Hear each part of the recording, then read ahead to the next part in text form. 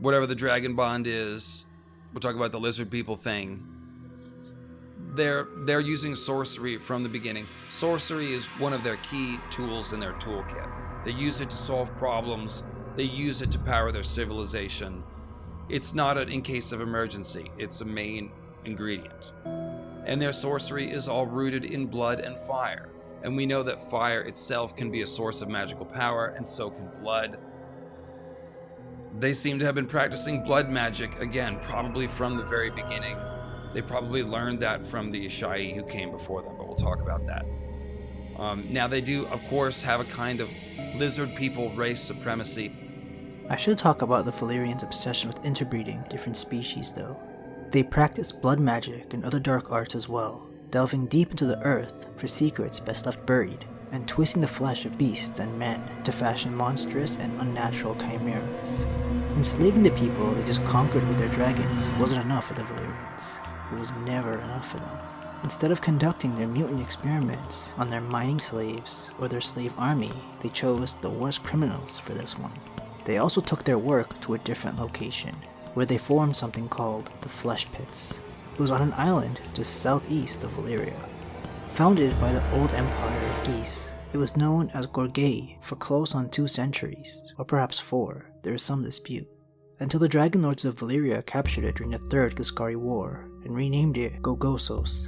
By any name, it was an evil place. The Dragon Lords sent their worst criminals to the Isle of Tears. And so yes, they are race supremacists. They are magically different. They are lizard people, and they can control dragons. Other people can't. This is again why I think Nettles has to be Valyrian blooded, because if she's not, the whole thing kind of falls apart. It's like, well, anybody could have bonded with dragons. Only the Valyrians figured it out. No, other people would have figured it out. The Valyrians had a magical ability to do it, and that's why no Rhoynar or anybody else ever did it. Nobody ever stole a dragon. Valyria is essentially the Roman Empire plus the Third Reich plus Tolkien's elves combined with the dragons of Morgoth, essentially. Divided by Atlantis. That's Valyria, which is parentheses Melniboné, by the way. So I just explained the first two, right? It's kind of like Rome. It's kind of like the Third Reich.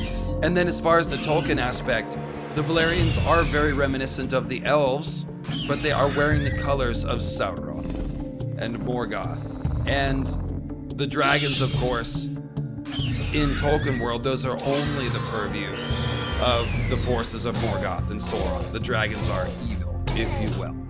And so some people, and this is not my observation, but many people have pointed out that the Targaryens are kind of like, what if you merged Tolkien's elves and Tolkien's, the dark forces, merge them together. You kind of get the Valyrians. So they're that. But then, of course, they're similar to Atlantis with the downfall and this whole idea of a lost golden age, and then Melniboné, Sauron. And then, of course, Melniboné, if you know about Melniboné, that's actually the most, if you had to pick one precedent for Valyria, it's Melniboné. I'm not an expert on Dragon Riders of Pern. I know that's also an inspiration as well. But Valyria, as far as this empire that's like hubristic and only cares about themselves and their dragon lords, and they have, lots of visions and dreams, that's all Melniboné stuff. And Melniboné also has a dramatic downfall that parallels the Dune. The Basculus Isles are named after the ferocious beasts that once dominated them. They are a long chain of islands east of Nath off the northwestern coast of Sutheros on the Summer Sea. The Maesters call these islands the festering sore of the Summer Sea due to them being inhabited by only corsairs, murderers, monsters, pirates, sellswords, slavers, and essentially the worst of humanity that come from every known land. These men are supposed to be so horrid that only those on the Isles can find men just like themselves. The pirates on these islands especially are pretty horrible. They like to prey on those trying to avoid the ruins of Valeria and the Smoking Sea, rightfully as those places are rumored to be haunted by demons and not a fun area to go through. A captain's crew may even desert a ship if forced to go through these haunted areas.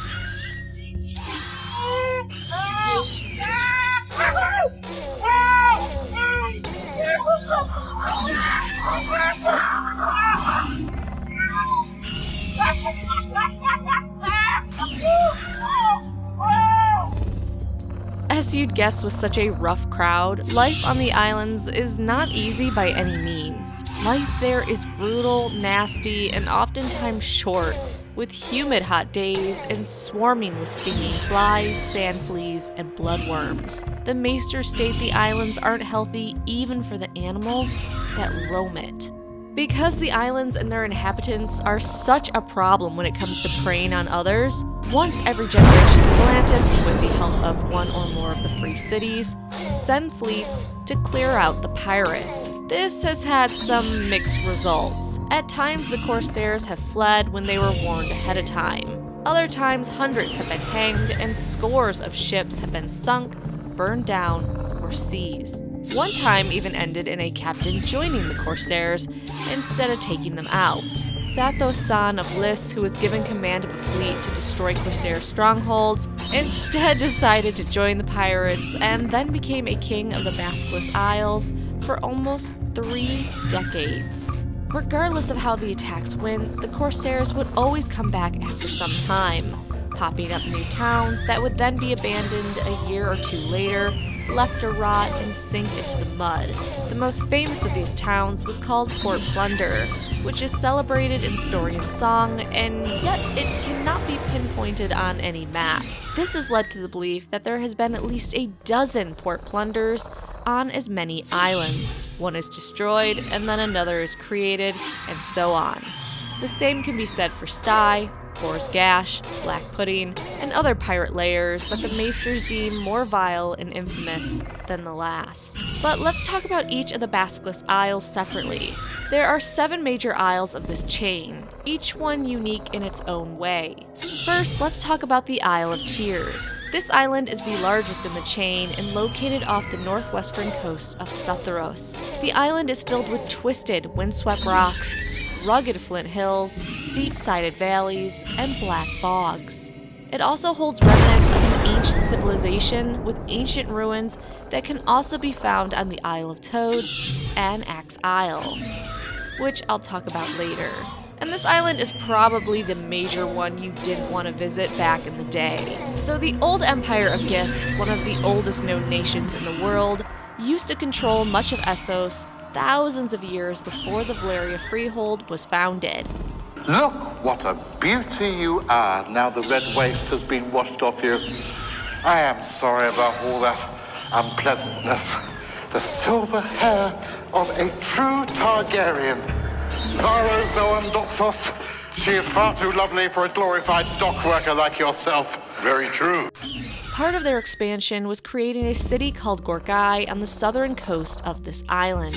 They held this territory for 2 to 4 centuries before eventually the Valerians discovered dragons and everything changed. The Valerians used dragons and gathered more and more power, and soon they could even contest the old empire of Gis. Thousands of years ago, 5 great wars were fought between the two, and in the third war, it spread to the Isles.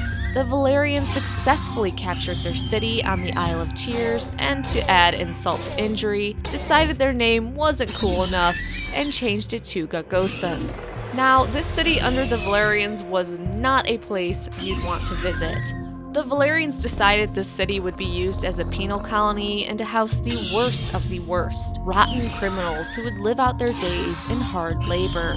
Because they were deemed so awful and the scourge of society, the Valerians had no problem using the colony and the criminals to test new methods of torture in the flesh pits and make them victims of blood magic of the darkest kind. There's also claims of forcing slave women to mate with beasts to create twisted, half-human children.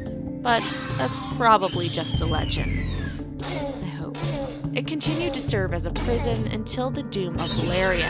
After the Doom, it basically became known as the 10th Free City, even though the location was made powerful due to slaves. During the Century of Chaos that followed the Doom, called the Century of Blood, the city grew in power through their use of slavery, as notorious as the cities of Slaver's Bay. And of course, they also used sorcery.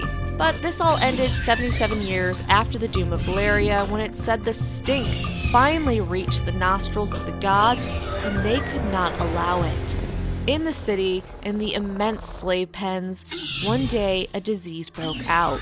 It was dubbed the Red Death, for its ability to cause tons of bleeding from every opening of the body